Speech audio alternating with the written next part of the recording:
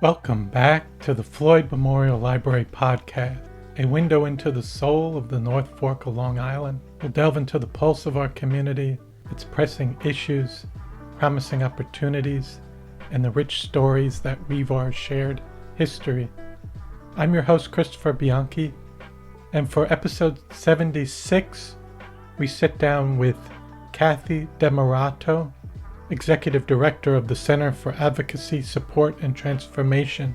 In this episode, Cathy takes us through her fascinating journey, starting with her rich ancestry and childhood on Long Island.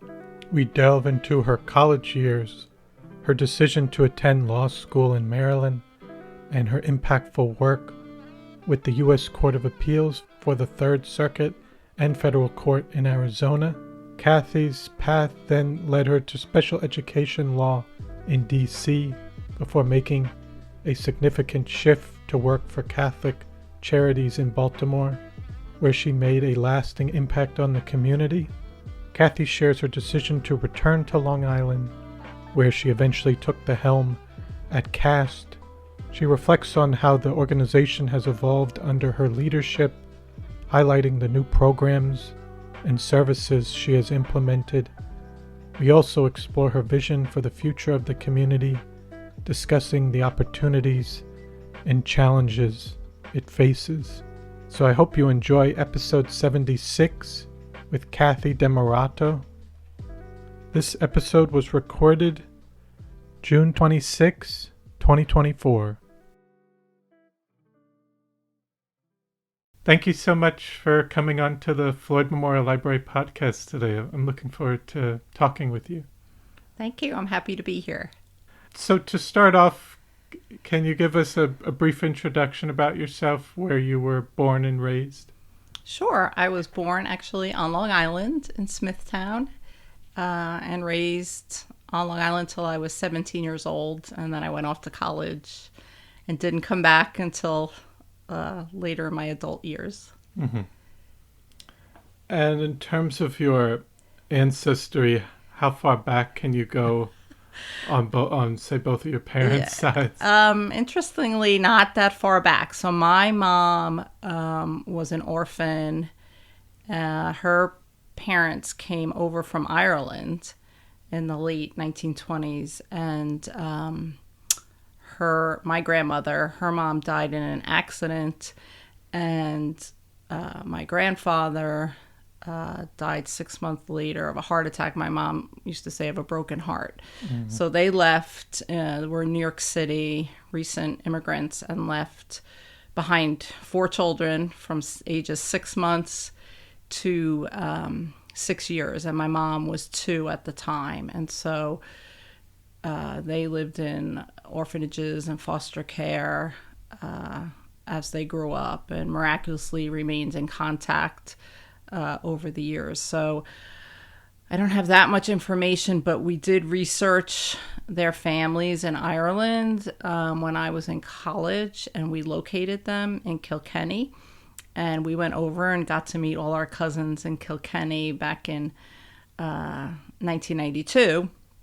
Which was just amazing. Just, everywhere we went, every pub, we met more cousins, and, they had no idea what had happened. They had no idea that my grandparents had died, and, so they wished they would have known. They would have made arrangements to get the children and bring them back to Ireland. So, that was sort of bittersweet, but it was wonderful to meet them, and we've remained in touch. And actually last September, I went again to visit my family over there. My daughter was studying at Trinity College, so I had the opportunity, and so we've remained in contact. They've never been to the States, but I keep encouraging them to come. And my dad, similarly, my grandfather on that side, he was a Mason, and he on Long Island, and he died of a heart attack when my dad was very young. And so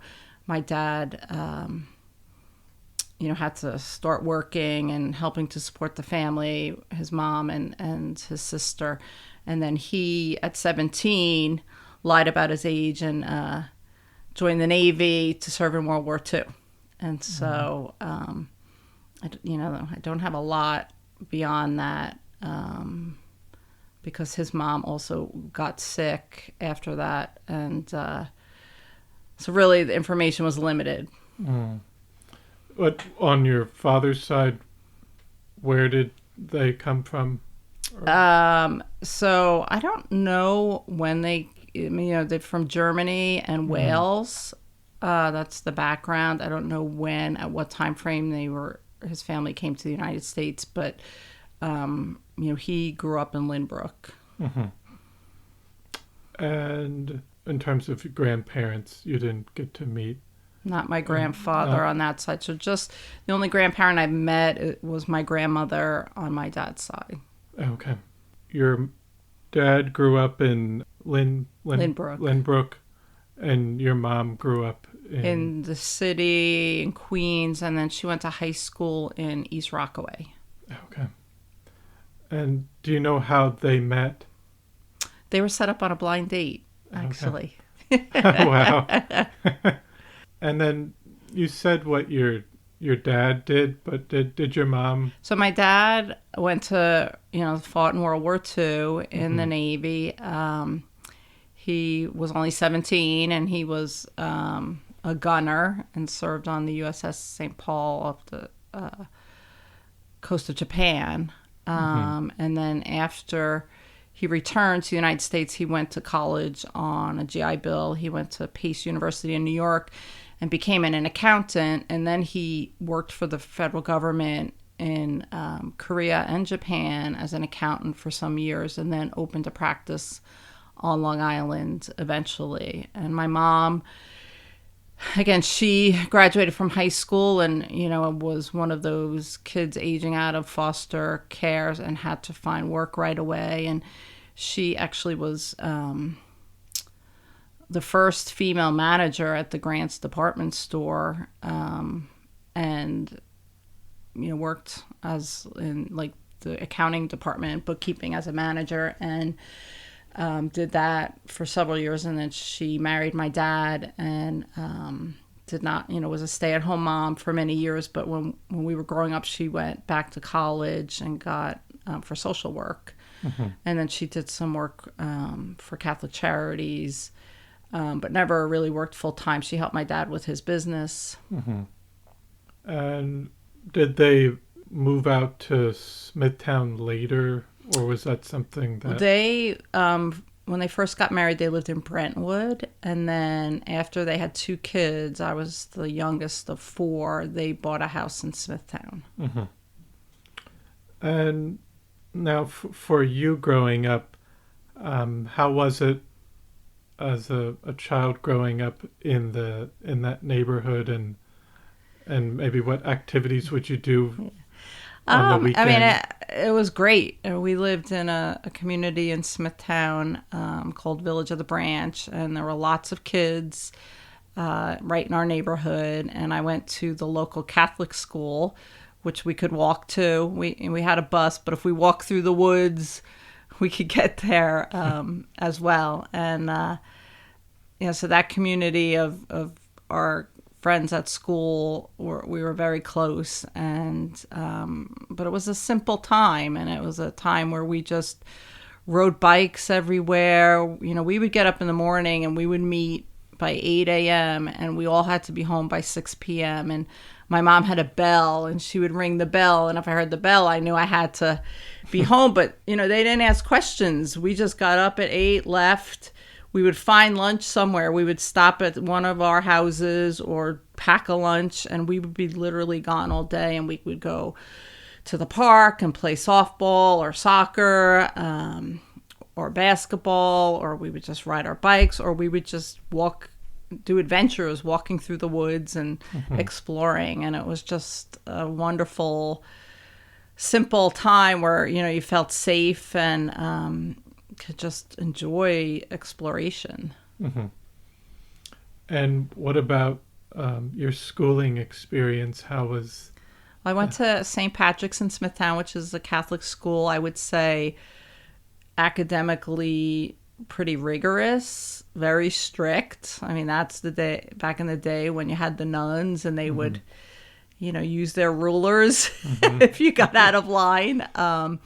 We wore uniforms, but it was a great education. I felt like we learned a lot. There was a very strong arts program. There were some sports, and again, some great teachers that really were able to, help find people's strengths, kids' strengths and weaknesses, and direct them into areas that they felt might be best for them. And, I felt like I got a great education. Mm-hmm. And did you switch to public school? Was that going into high school? Into high school, that's right. My parents gave us the choice to go to Catholic high school or a public high school. My brothers went to the Catholic high school to St. Anthony's, and when it was in Kings Park, and my sister started at the Catholic high school, but she didn't like it, and the time it took, it was further away, so you're taking the bus, and so she sort of set the stage and transferred second year as a sophomore to the Smithtown High School West. So I decided to follow her footsteps, and most of my friends were going to the public high school. Mm-hmm. And through that time in high school, were you interested in, or did you have any favorite classes or core classes that you gravitated towards? I really always enjoyed school. I'm just a natural, I guess, learner. And so it's funny because I really did very well in the sciences, and the science teachers were always encouraging me to pursue science in my further education, which I did not do because I was very good at math. I was very good at writing and English. So, I think I enjoyed more the history and the English personally, but sometimes I regret not going into the sciences because I think there's so many interesting opportunities. So I ended up, thinking I would go into business just because my dad had an accounting firm and two of my older siblings were going to college for accounting. So I started in college. I went to Boston College as a business accounting major, and I hated it, quite honestly. So I switched to political science, which I loved. Was more interesting, and learning a lot of the history of politics and domestic policy issues were fascinating to me. So I enjoyed that, and I had the opportunity to intern for Senator Ted Kennedy when I worked, when I was in school in Boston. And so that was a wonderful experience, to work with somebody who's, clearly an amazing legislator, and was able to get a lot accomplished and work across the aisles to really make policy and focus on improving things for the common good. Mm-hmm. And when you were deciding on colleges, were you thinking more out of state, that you wanted to explore and leave Long Island at some point? Yeah, I definitely did not focus my job search on Long Island or New York. I was definitely wanted to look at other places. I think I have a bit of an adventurous spirit, and so I was very interested in going to some place new. I also, having been raised in the Catholic faith and going to Catholic school, what really struck me was the principles of the Jesuit principles and Catholic social teaching and social justice. That was really something that it was instilled in me by those early teachers I had in Catholic school, and really just touched my heart. So, Boston College is a Jesuit university, and they really focus on developing the whole person, right? Mm-hmm. And teaching, you're learning not just for your own learning, but to have a purpose in life, right? To go out and do something beneficial and to make a difference and to do something good for society. And so that's sort of why Boston College was attractive to me. Mm-hmm. And Boston's a great city, so of course that was the other. Yes. And then so what did you do after you graduated? That was your undergrad. That was my undergrad. So I worked for a year doing some social work in a community organization, and then it was more direct service with families and a little bit of like what I do now, but it also had a social work counseling component, and it had I worked with school districts on education programs and peer development, and I did that for a year at a small nonprofit, and then I just felt like I didn't feel like there was a lot of growth opportunity there. It wasn't really the right fit for that time, and so I left and I decided to backpack around Europe, which I did with a friend, and that was just an amazing opportunity to see the world and meet people from different countries and learn about different cultures.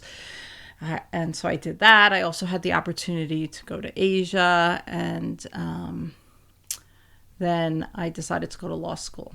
And so I decided to go in Washington, D.C., and I thought it would be fascinating to be in a place where you could actually go and sit and listen to the Supreme Court. And, I went to George Washington University, and they had a relationship with some of the Supreme Court justices. So they actually did like our mock trials.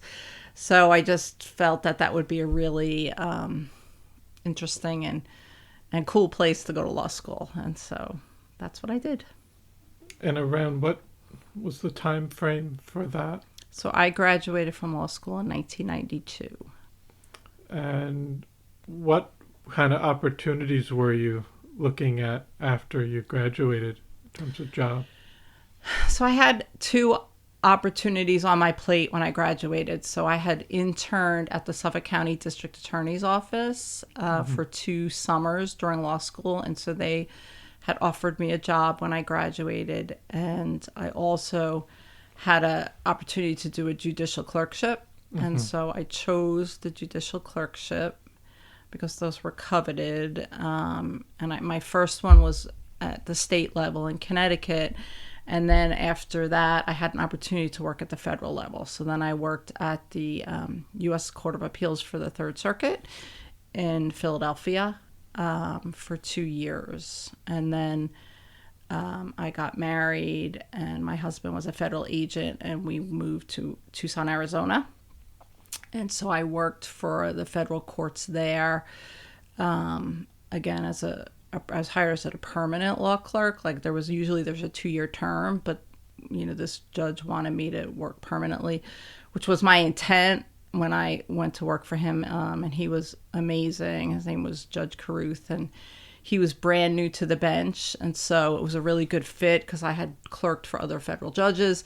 So he needed to learn the ropes. And so he hired me, and was a state judge for many years, was new to the federal bench, and just a wonderful, wonderful human being, became a mentor. I just adored him.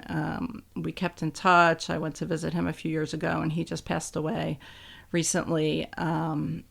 But it was a wonderful experience, and we just had a great working relationship and worked on some pretty important cases, and really felt like we were doing some good work. And then I ended up leaving because my husband had a job opportunity in Washington, D.C. So I ended up moving to the Washington, D.C. area and lived there for 18 years. Wow. I guess I was going to ask, when did you eventually come back to Long Island at that Not point? until coming to work for CAST Really? in 2017. Wow.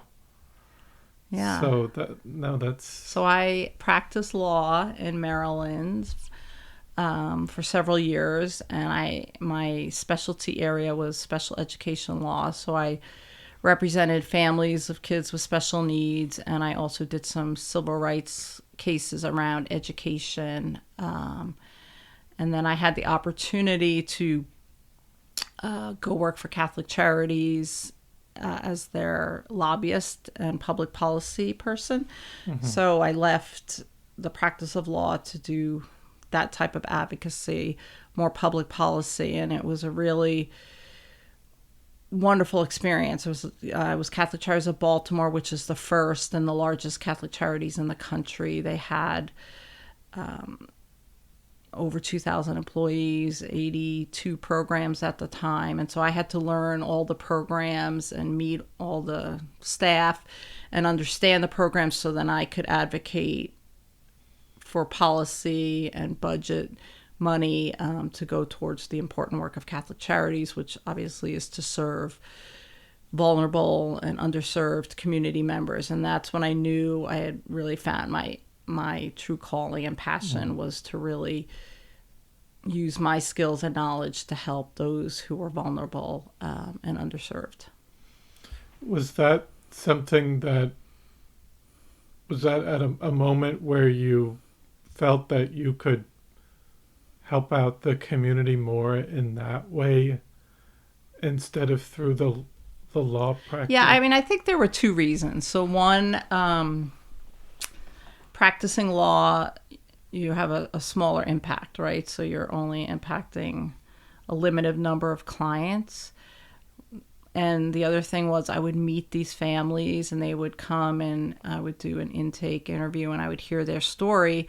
And then many of them would say, well, I really can't afford an attorney. And so half my caseload was pro bono because I couldn't say no. Once I met the family and the child, I couldn't say no. So that, my law partner would get very frustrated with me and say, you have to bill these people. And I was like, I'm not going to bill them for a short phone call. And he's like, yes, but we have to.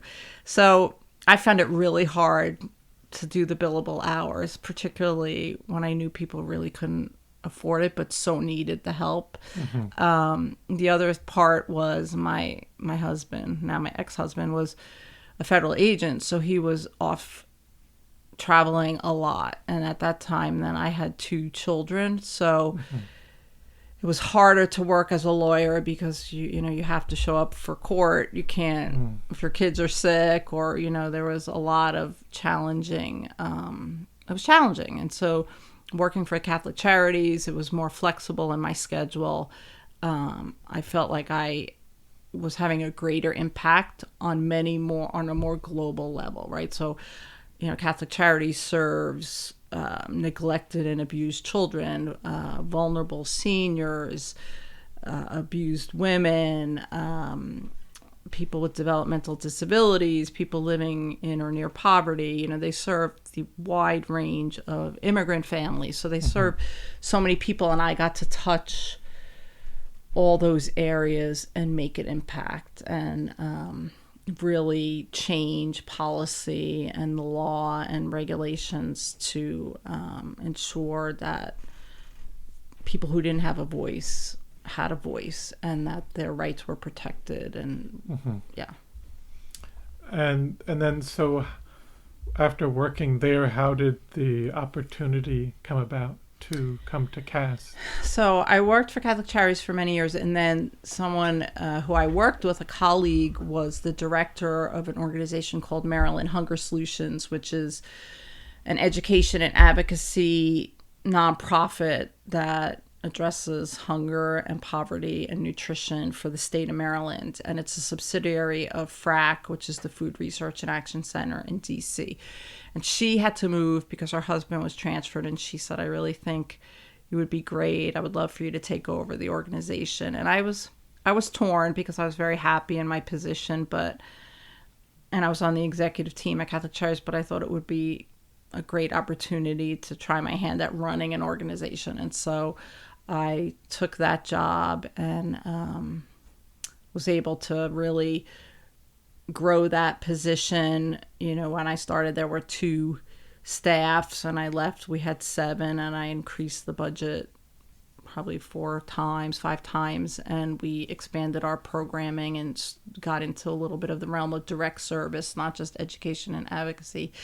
And so I really enjoyed that and did that for a few years. And then I actually had a difficult year where my mom got very sick, and she was on Long Island, and so she was diagnosed with lung cancer, and it rapidly declined and went to her brain. And so I was driving back and forth from the Maryland area to help her. And then tragically she passed, and a couple of months later my brother was killed in an accident, was hit by a tractor trailer.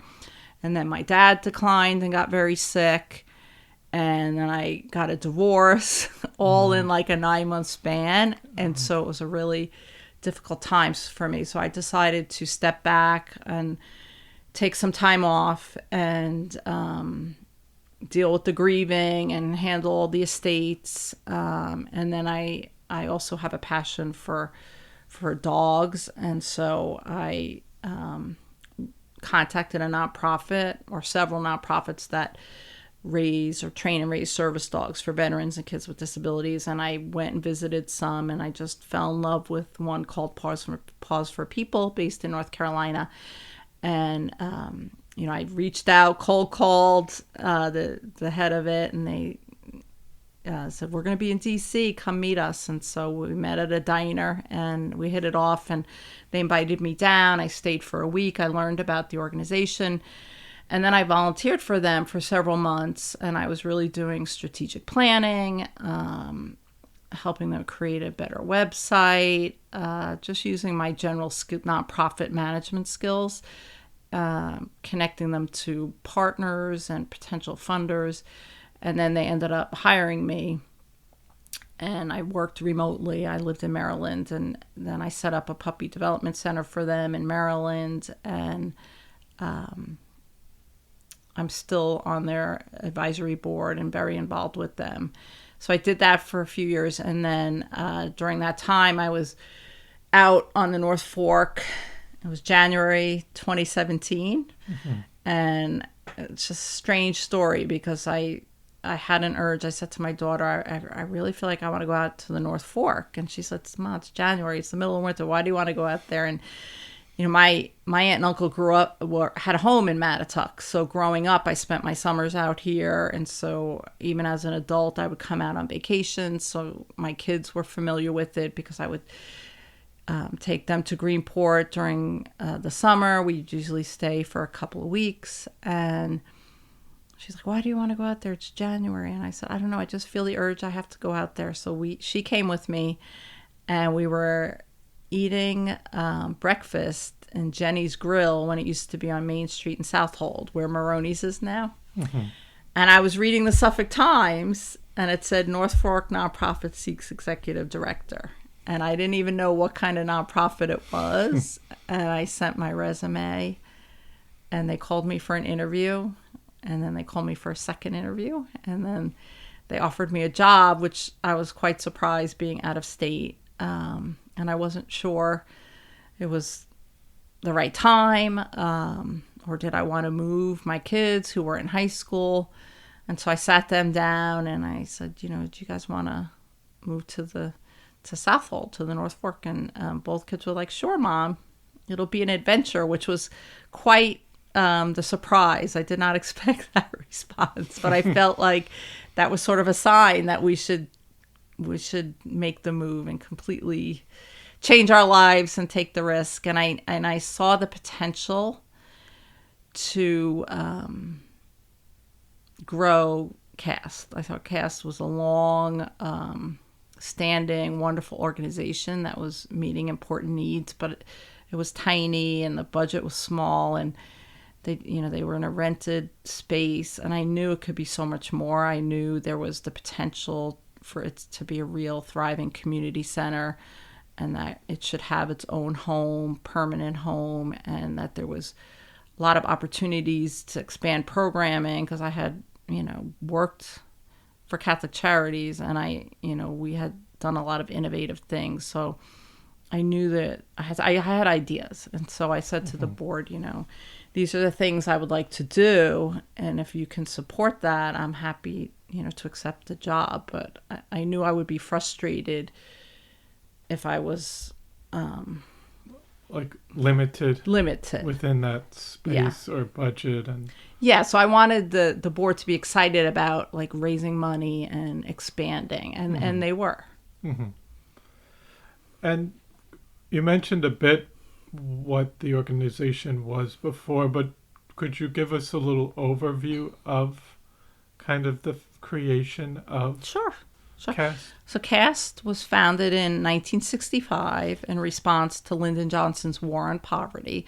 So it was formed by some community and faith-based leaders who got together, and there was federal money available based on the War on Poverty. And it was started as a food pantry, and they had money for a Head Start program. And so, it started in a small space in Greenport, and over the years had moved to different rental locations throughout Greenport, but it always remained small with, anywhere from 1 to I think 4 paid staff. It varied. And budgets generally $200,000 a year or less. Yeah. And it basically was food pantry. There was a sharing room with clothing. And then Head Start broke off to its own separate organization. CAST did things like help people apply for benefits, so a little bit of case management. And then around 2015, I believe, they started the what's now called the North Fork Parent-Child Plus program, and that was a home visiting program for early childhood education. So kids aged approximately 2 to 4 who didn't have access to preschool, early learning specialists from CAST would go into the homes weekly with an educational toy and a book, and teach early literacy skills and provide support to the parents.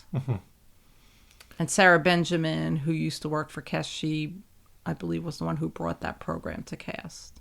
Okay. And now, after you had started working there, were you initially looking for a new location earlier on? Or because the building that you're in now, that came 2 years later? Or so we moved into that building in November 2021. So the first year I started in June 2017, and the first year really was just learning the programs, getting to know the community, and starting to expand programming. And then I would say in late 2018, I started a plan to fundraise to find a new building, and started looking actively around Greenport. Mostly we spent 2 years looking to find a space in Greenport, and tried different places that just didn't work out for various reasons. And then the pandemic hit, and our numbers grew exponentially. So for reference, we used to serve about 45,000 meals a year pre-pandemic. And then the first year of the pandemic, we did 198,000 meals. The second, we did 244,000 meals. The third, I think it was 361,000 meals. Gosh, that's amazing. Last year, we did 412,000 meals, and it looks like this year we could approach 450,000 meals. So it hasn't even decreased. It has just continued to rise. No. And I think, some people are surprised by that, but right, we had the pandemic, which affected everybody, but people of color and low-income people and rural communities were disproportionately impacted. And then we went right into 40-year high inflation. which, prices were still high for food and oil. And now we're experiencing a pretty significant affordable housing crisis. Mm-hmm. And also, could you talk about some of the key programs you were focusing on bringing to CAST earlier on, but say between 2017 and Yep. 2021? So I would say the three things I focused on were, one, I wanted the food relief program. We just called it a food pantry back then. Now we call it a food relief program, or to be more about nutrition and health, not just about handing out a bag of food. And so, we want to avoid food waste. So we don't want to just put things in a bag that people may not like or want or need or meet their dietary restrictions because of health conditions. So I immediately wrote to all the farms on the East End to say if they would partner with us. So we created the Farm to Friend program, and to see if they would support CAST with the abundance produce that they were growing. Mm-hmm. So that first year we had 9 local farms working with us on our Farm to Friend program, and now we have 26 local farms. So our clients who would otherwise not have access to fresh local produce now have access to fresh local produce. And we've also really ramped up nutrition education, and we don't just give food, we're giving healthy eating recipes, we're giving nutritional information about the food at our current location. It's a client choice, so clients pick what they want and need, and we have a DOT system where things are identified in the pantry if it's low sodium, low fat, low sugar. So if people have hypertension or diabetes, they're making good choices. So first was to improve the delivery of food and ensuring people had, plus as well as having culturally appropriate food, right? So that's important as well. So that was one thing I did. The second thing was I wanted to have a mobile pantry, because I knew we have limited public transportation and there's a lot of older residents out here and people who are homebound, and we wanted to ensure that they could access our services. So we raised money. Dime Community Bank was a big supporter, and it was great. We got the van January of 2020, right before the pandemic. And so the county and the state used us for people who were quarantined. So we were able to really serve the community with that van during the pandemic. And it's great now for seniors or people with disabilities or families who don't have transportation and can't get to us, to be able to provide them access to healthy food regularly. And now we have a satellite site. We're using the van to go over on Shelter Island, which we launched in March 2022. Wow. And then the other piece was I really wanted to, our mission is to provide a safety net and promote self-sufficiency. So the safety net programs were pretty strong, but I wanted to do more around education and workforce training to promote self-sufficiency, economic mobility, and security.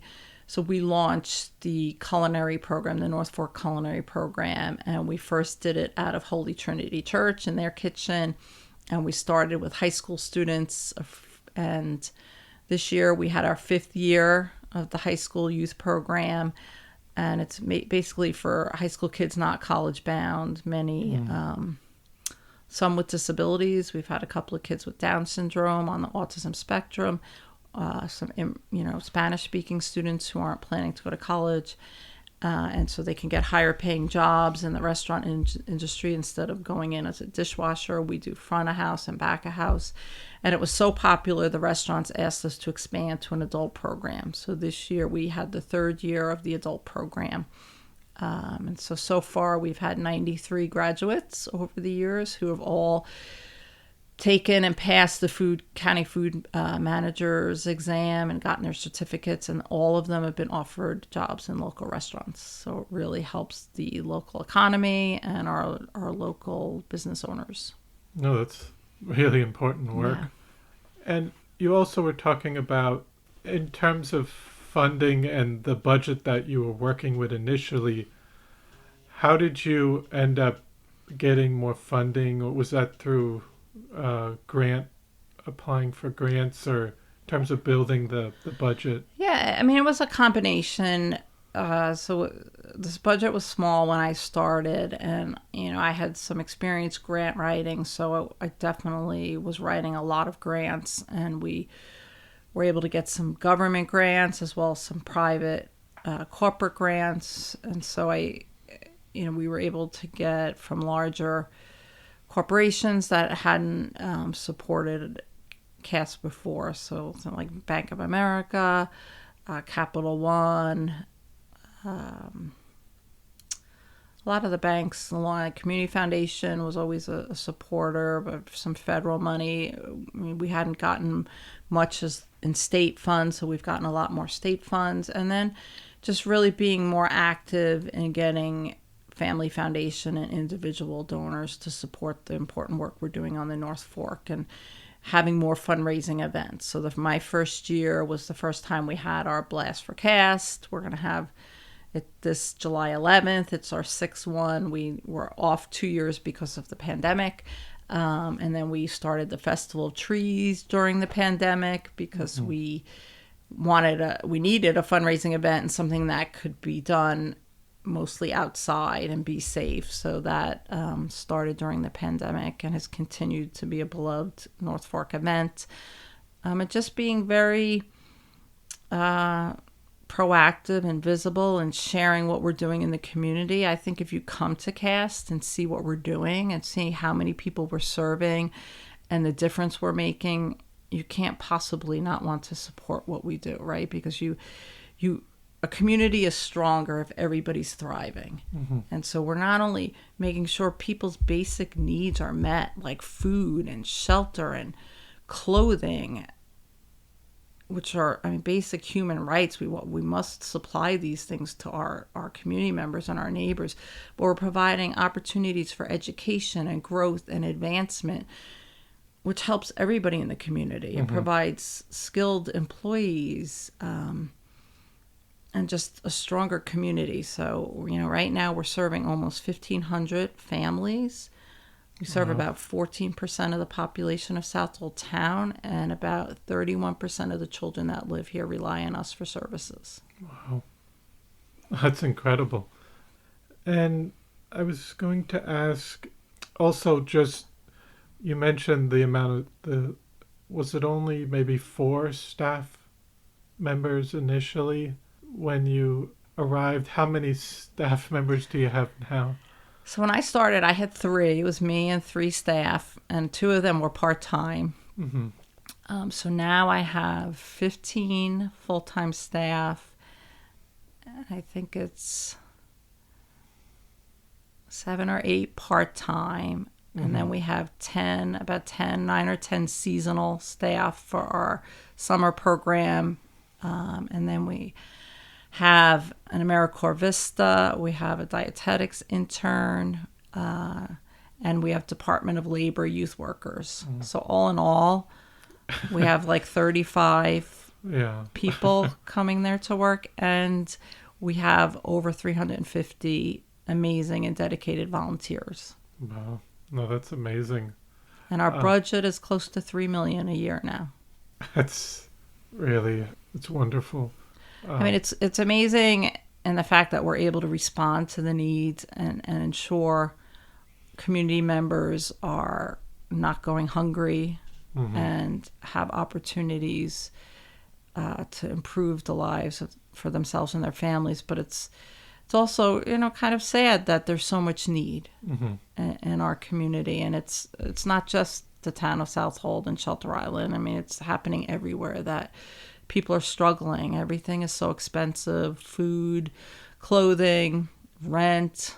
Buying a house is virtually impossible for our clients based on the cost of homes in the area. Anywhere on Long Island, actually. So it's hard for young people to make it. And, we serve from babies to 90-year-olds, and everything in between. And I have to say about 90% of our clients are working families. Mm-hmm. So these are not people who are not out there working very hard every day, many working 2 or 3 jobs to make ends meet. And they still could not live and work here but for the support that we provide. Mm-hmm.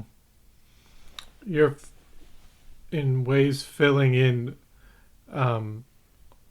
we could call it flaws or gaps within the system, and just with how people might be struggling with surviving out here, and just providing extra support for different areas, whether it's the food pantry or other resources for the community residents. So I think that's really important, because it is really a challenge that we're seeing, and I think it's not something, like you said, it isn't going away. But I also wanted to ask about, have there been some other significant challenges that you've faced in providing some of these services, or things that might not have worked as planned or had to kind of adjust? Well, I think, funding is always a major issue. So we know there's a need for these programs because we talk to our clients. We get to know what's happening in the community. Employers come to us and ask, can you help my clients learn the computer, or to speak English better, or we need help in the restaurants and the hospitality industry, the hotels. So we're trying to fill the need, but that costs money, right? So it costs money and to sustain those programs, and those programs are growing because now we have successful programs and we have wait lists and people want to be a part of it. We just are in our third year of the summer program, and we have the only full day summer program that's free with transportation for children, and it's really an academic support program. So the kids are referred by the school districts, and it's those who have academic challenges and or behavioral, social, emotional challenges. We fill that program in 5 seconds and wish we could serve 5 times the amount of children, but we don't have the funds or even the space to do it. We just did a pilot after school program. Again, we filled it in seconds, and it's the only free after school program with transportation. They get a healthy snack, they get homework help, reading support with the great volunteers from Peconic Landing. Again, hundreds of children could use it, but we don't have the resources or space. So that's frustrating for me, because I know there's a need and we're doing the best we can, but with limited space and resources, we can only serve so many people. So that continues to be a challenge. Again, is it's funny that we moved from 1,000 square feet to 9,000 square feet, and we've already need more space and funds. You have to always be thinking of new ways to raise money, because some funders, if they give you a grant, they'll say, well, okay, we'll fund you for 2 or 3 years, but then you have to find another source for that. And as far as individual donors, their circumstances change, or a funder may pass away, different things happen, but you have to constantly be looking for new sources of funding to sustain these really essential programs that help so many. And do you work with the town of Southold? Do they provide any funding? The town of Southold doesn't provide any funding out of their budget. We get funding from the town, but it's community development block grant funding. So that's federal funding that goes through the county. There's a county consortium, and then the town gets a certain amount, and the town decides how to allocate that. So that's not town funding. So my understanding this year is we're going to get $12,000 from the community development block grant funds. I haven't gotten it yet. I would love to be in the town budget. I've asked to be in the town budget. Cass has never been in the town budget in the history of Cass, but other towns like East Hampton or Southampton have funding in their town budgets to support nonprofits that are essential and fill gaps in services that the town can't provide. So it's a continuing conversation with the town. I would love to work more closely with them and on issues surrounding poverty and food insecurity. to ensure that we are working together to best meet the needs of so many in our community who are underserved and vulnerable. Mm-hmm. The town did, though, give us some ARPA funds, one-time ARPA funds. So that was the COVID relief money that the town received. I think they received over $2 million. And I requested some funding a couple of years ago out of the ARPA funds. And, we did get some of those federal funds. Mm-hmm.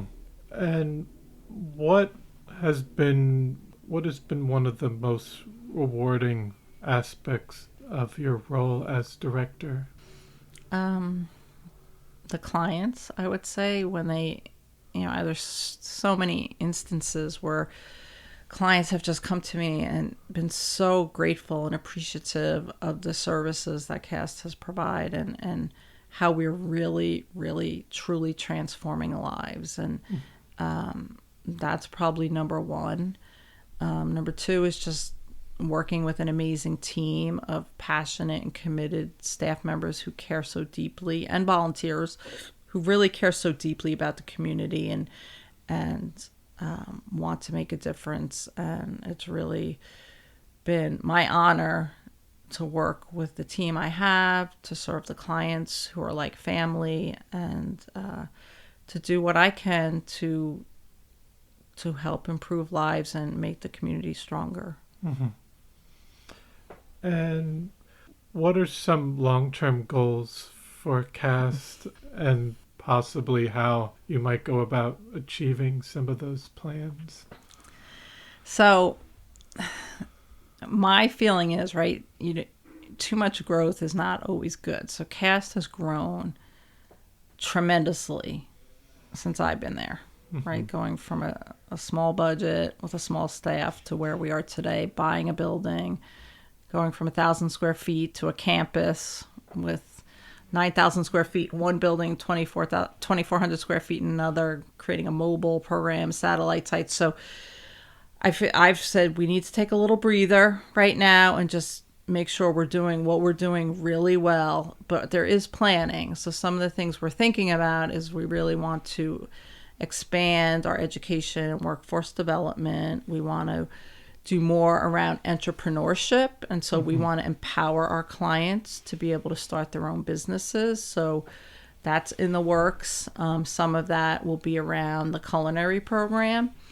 I think we need more space, which is crazy that I'm saying that, but possibly having another building that could be like a workforce training center is something that I would love to eventually accomplish.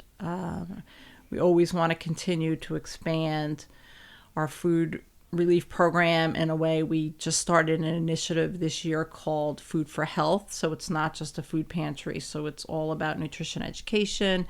And we're doing more work with farms and Cornell Cooperative Extension and nutritionists. And we're definitely expanding our food rescue program because we really want to have our own footprint on reducing food waste. And it's also a great way for us to reduce some of our food costs. So this year, my food costs are $975,000. So if I can reduce that by getting some really good food rescue items from grocery stores, restaurants, convenience stores, that's a great thing for so many reasons. And so that's what we're focusing on right now. We just got a brand new pickup truck with a generous grant from the Department of Environmental Conservation and a generous donors who helped support that. So that will help with our food relief programs as well.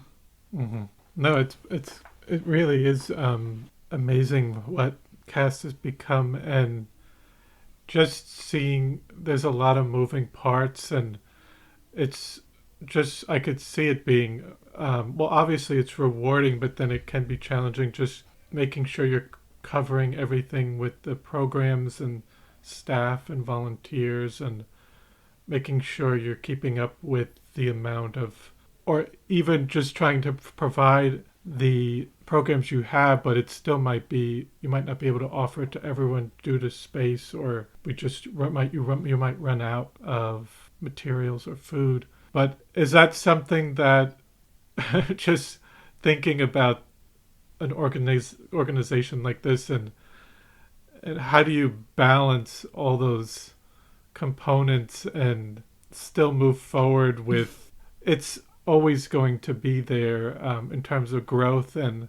need in the community. So it's, I mean, obviously it's a challenge, but Yeah, I think, we are a community resource center, and I say we're sort of a one-stop shop for underserved populations. So we try to provide a holistic approach. So, right, we're meeting their basic needs. We're helping with benefit application assistance and emergency aid for rent or oil, making sure they have food and clothing, but we're also providing education from early childhood through adult, all those wraparound services, right, to make sure that we're giving people every opportunity to be healthy and have a really thriving lifestyle. But we can't do everything. Like, we're not doing direct mental health services. We're not doing addiction services. We have monthly workshops in our Engage, Educate, and Empower workshop series. So we can have somebody come in and talk about mental health or pediatric health or women's health or nutrition or addiction, domestic violence. So we touch on those things and we connect people to those resources. So we're trying not to be an expert in everything. We know what we're good at. We know it's those basic needs and then those education programs, and that's our lane.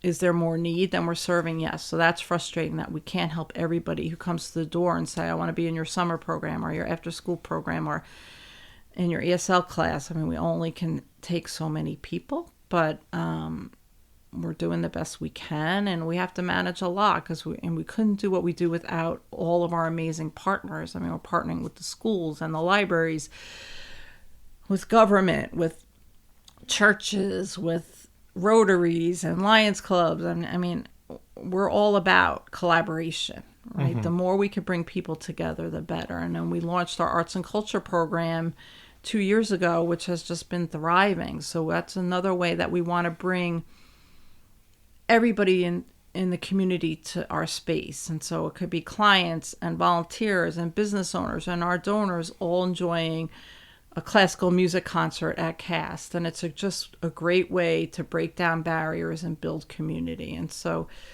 yes, it's a lot to manage, but the results are just amazing. And I think you can just see it. When you walk into Cast, you feel the energy. It's positive. People feel good. Our volunteers are always saying, we love coming here. They go home and feel like, wow, I'm really making a difference in my community. And that's what we want to do. And we don't want our clients living in the shadows. We want them to be part of the community. The children are in our schools, on our sports teams. They go to our churches. They shop in our stores. There shouldn't be a separation of people of means and those who are lower income, right? They're all part of our community and they're all valuable and they all contribute to make Southold Town in the North Fork what it is. And, our clients are working in many of these businesses, the restaurants, the vineyards, the farms, they're cleaning houses, they're landscaping, right? Without them, the economy would fall apart. So they are vital to our community, but they shouldn't just be seen as low-wage workers. They're our neighbors. And more in general, just in terms of your observation of the North Fork, what do you see as emerging trends or issues impacting the North Fork community down the line into the future? Well, I mean, what I think is continuously the biggest problem is affordable housing, right? I'm not feeling confident that that's going to be improved in the near term. I think there needs to be a real focus and effort to be strategic and plan ahead, because we have to find housing for young families and lower income families to sustain what's happening here. And I just see so many people having to move or be evicted because people aren't providing year-round rentals anymore. And that's the biggest problem. So I worry that it's going to continue to force people to leave the community, and that businesses will really have a challenging time maintaining employment that they need. So, to me, that's the biggest concern for our community right now and for the upcoming years, because that's going to take many years to fix. Yes. And I think people have mentioned that I think a lot of communities around the country and cities are dealing with similar issues within the housing. But obviously with CAST, do you have a lot of people that come and ask about resources in terms of affordable housing? And obviously you probably have, it's harder in that respect in terms of providing housing for people like that because of the organization, where it's something that has to come more from either the county, state, or I think people might say at the local government level it might be limited, but it is a challenge. And is that something that is just kind of tough to deal with when you have people coming in? Yeah, so we have people coming in regularly with housing issues. Either they can't pay their rent or their mortgage, and we help with an emergency assistance grant, or they're being evicted, their landlord is selling or deciding to be an Airbnb, and they have lived there for many years and now have nowhere to go. And so, unfortunately, we don't have the answers all the time because we're not a housing agency, but we do what other people, we reach out to the landlords we know, do you have any availability? We look in the newspaper, we just reach out to all our resources. Sometimes they have to go into a shelter. We help them figure it out in the short term, but that's not sustainable to do it that way. I mean, it's, families are doubling up, they're tripling up in houses, so their living situations is not necessarily safe or adequate in some cases. So we do the best we can, but it's really just a Band-Aid, right? So we really need the town and the village to have a really robust housing plan and get government support and private support to build adequate affordable housing, and whether that's duplexes, single family homes, nice apartment complexes that fit the aesthetic of the community. Something has to be done because people can't afford a $600,000 house if you're making $18 an hour and you have 3 children. That would be kind of what a starter home would be around here, which is crazy. I mean, also in regards to that, it also creates a community that is less, even if looking at it from a socioeconomic lens or a class lens, it's losing its diversity in that respect, because a lot of people, even middle class people, are being pushed out. So it's creating just I don't know if people would say look to the South Fork, and that might be an example of you're limiting it to more wealthy class that are going to be moving out here. So I think that's something to look at as well. But you mentioned housing, but were there any other issues or trends that you might see in the future?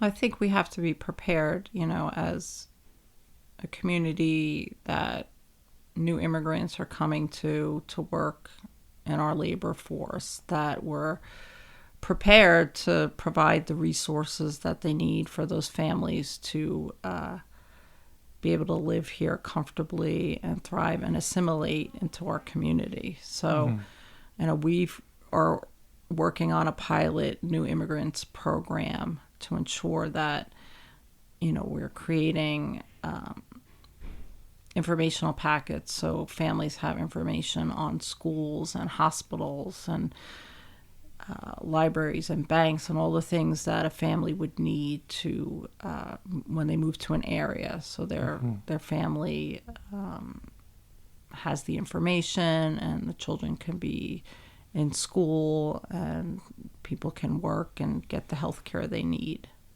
Mm-hmm. And in terms of separate from that, just as community members, how can other people in the community get involved with CAST, and whether through volunteering, donations, or other means? Well, first I just want to say CAST would not be able to do the work we do without the generosity of the community, and that's both in people sharing their time and talent. Like I said, I think we have 365 registered volunteers who support all of our programs, and so we could not successfully run those programs without the volunteers. So please, if you're interested in volunteering at CAST, come. We have an application, we can give you information, and we have so many opportunities, from office work to food pickups to educational workshops to fundraising events, arts and culture. There's a space for everyone at CAST, and we would love for people to join our family and help serve the community. Obviously, donations, financial, stock are very much appreciated, because we could not do the work we do serving the community without raising funds to run the programs and services. And it's a challenge every year. You know, I start every year and I have to raise almost $3 million every year to run our programs. So we appreciate the support of the community, which has been very, very generous over the years. I mean, we paid off the mortgage on our new home in 1 year, which is simply incredible. So now we can focus on our programs and services. No, that's amazing. Just that's not guaranteed every year, that funding. So that's something you have to do. It's amazing work. It is. Like right now we have our Feed a Kid appeal. So we provide breakfast, lunch, and snacks to school children who are low income, who would otherwise get free and reduced meals at school. So the schools aren't providing summer meals. In some communities they do. So CAST picks up that role, but that's a lot of money. I mean, we're going to serve between, I'd say, 550 and 600 children all summer. So we just sent out a letter, and we're doing an appeal for Feed a Kid. But there's always, then the next is we need money for the after school program. You know, we need money year round to maintain the food pantry and our client support team and all our emergency fund for urgent needs. So it's a constant need. And, you know, we write grants, we have fundraising events, we do appeal letters. You know, it's a multifaceted fundraising approach, but it is a constant challenge. And as we grow, we want to ensure we can sustain these critical programs. And more separate from CAST, just with being out on the North Fork since moving here, and what have you enjoyed the most about living and working on the North Fork?